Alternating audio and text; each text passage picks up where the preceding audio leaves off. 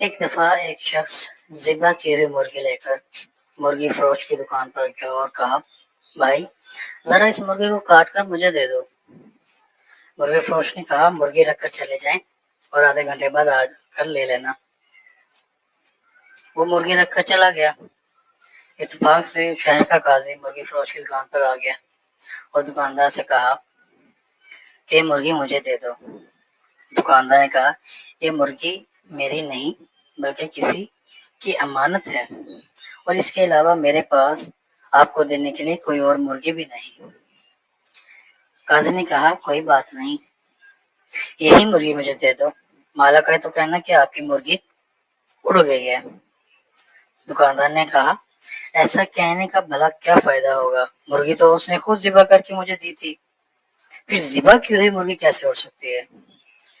قاضی نے کہا، میں جو کہتا ہوں اسے غور سے سنو، بس یہ مرغی مجھے دو، اس کے مالک سے یہی کہنا کہ تیری مرغی اڑ گئی ہے، وہ زیادہ سے زیادہ تمہارا کیا بگاڑ لے گا، مقدمہ کرے گا اور وہ میرے پاس ہی آئے گا، میں دیکھ لوں گا۔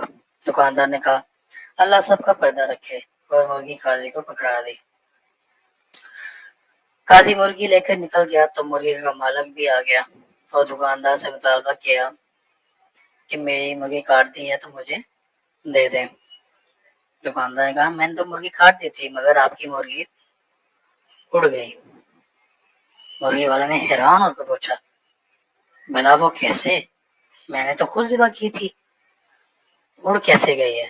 دونوں میں پہلے نوک جھوک ہوئی، تکرار ہوئی اور پھر بات جھگڑے تک جا پہنچے، جس پر مرغی والا نے کہا، چلو عدالت قاضی کے پاس چلتے ہیں، اور وہ چل پڑے۔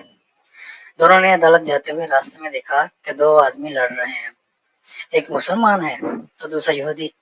چھڑانے کی کوشش میں دکاندار کی انگلی یہودی کی آنکھ میں جا لگی اور یہودی کی آنکھ ضائع ہو گئی۔ دکاندار نے دونوں کو پکڑ لیا، لوگوں نے دونوں کو پکڑ لیا اور کہا، عدالت لے کر جائیں گے۔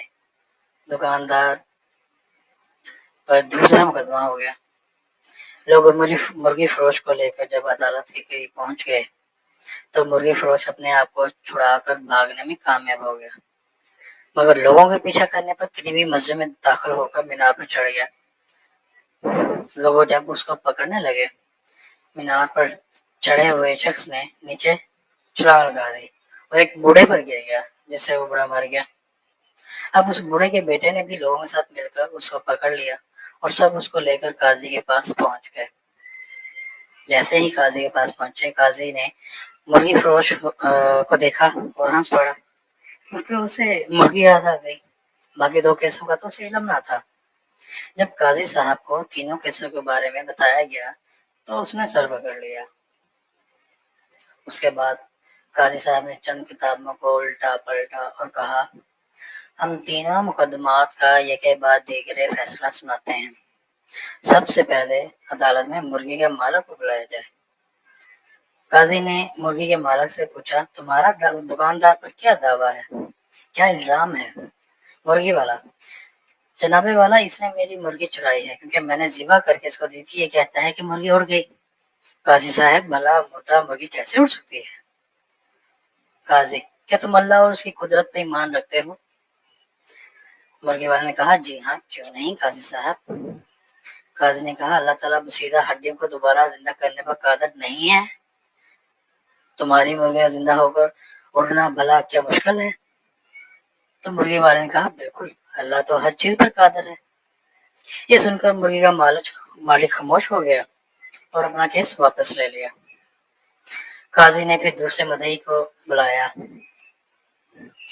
دوسرا مدعی یہودی کو پیش کیا گیا تو اس نے عرض کی، قاضی صاحب، اس نے میری آنکھ میں انگلی ماری ہے جس سے میری آنکھ ضائع ہو گئی، اور میں بھی اس کی آنکھ میں انگلی مار کر اس کی آنکھ ضائع کرنا چاہتا ہوں، یہی میرا انصاف ہے۔ قاضی نے تھوڑی دیر سوچ کر کہا، مسلمان پر غیر مسلم کی دیت نصف ہے، یعنی کہ آدھی ہے، اس لیے پہلے یہ مسلمان تمہاری دوسری آنکھ بھی پھوڑے گا، اس کے بعد تم اس کی ایک آنکھ پھوڑ دینا اور تمہیں انصاف مل جائے گا۔ یہودی کہنے لگا، قاضی صاحب بس رہنے دیں، مجھے نہیں چاہیے، میں اپنا کیس واپس لیتا ہوں۔ قاضی صاحب نے کہا، تیسرا مقدمہ پیش کیا جائے۔